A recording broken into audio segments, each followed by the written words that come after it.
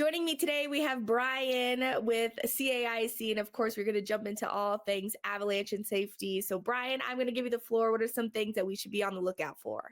All right, well, we are well into our spring transition, and you can see this reflected in our homepage map, which is showing a lot of green, which means low danger and generally safe avalanche conditions for most of the central and southern mountains. You can see we're still hanging on to moderate danger in the northern mountains, and that's because the snowstorm from earlier this week just deposited much more snow up there, upwards of 2 feet in some locations. And so we need a little bit more time for the snowpack to adjust to that load, and it's going to shed subsequently with these warmer temperatures.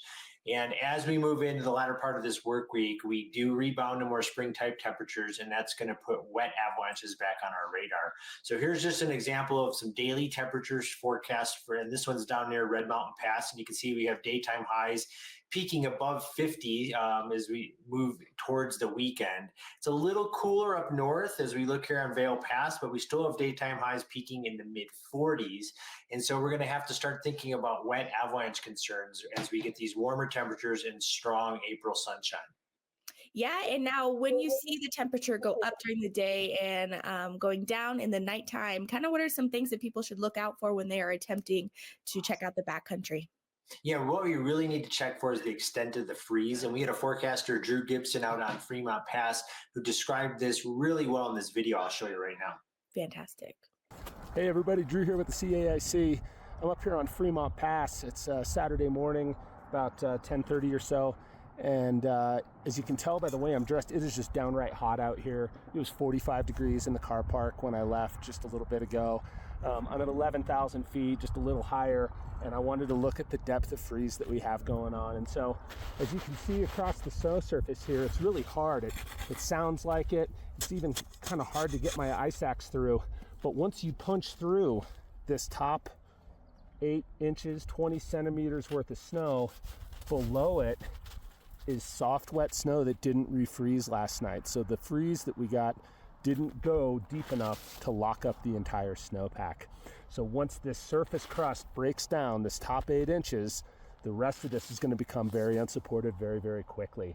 And then that's when we're going to see an increased danger in our wet avalanche problem. So when we're traveling this time of year, we need to make sure that we're getting out early, we're getting back to the trailheads early to avoid dealing with all this wet, unconsolidated snow. So the good way to check to see how long you might have is to dig down. Punch through this top layer and see what the snow underneath is like. This is a huge concern this time of year, so make sure we're paying good attention to the depths of freeze. So Drew covered it really well right there. And so, as we start to warm the snowpack back up, the sun shines really strong in April. We're going to see first our most recent snow start to shed and slough off in more surface slides like what we're seeing here. The first slopes to produce that will be out of steep rocky terrain like in this image. But once we get the surface crust to break down, we can start gouging into that underlying wet snow, produce much bigger and larger wet avalanches. And so here's some from our last warm-up event that you can see.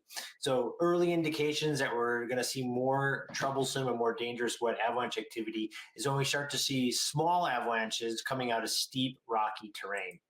And then later in the day, we have the ability to start gouging down into that wet snow and producing larger, more destructive avalanches. And so kind of as Drew indicated, the key to staying safe during this time is to start and end your day early.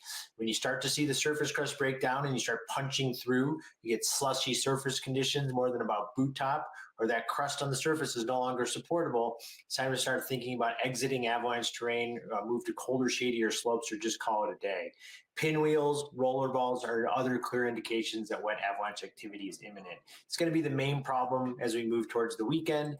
We do want to point out that particularly in the northern mountains, which got a bunch of recent snow on very high elevation, above 12,000 feet, north-facing slopes, we still have cold, wind-drifted snow, and you're going to be able to find isolated wind slab avalanches like these ones from the last few days. So this will be with us through the weekend, most pronounced in the northern mountains, high elevation north.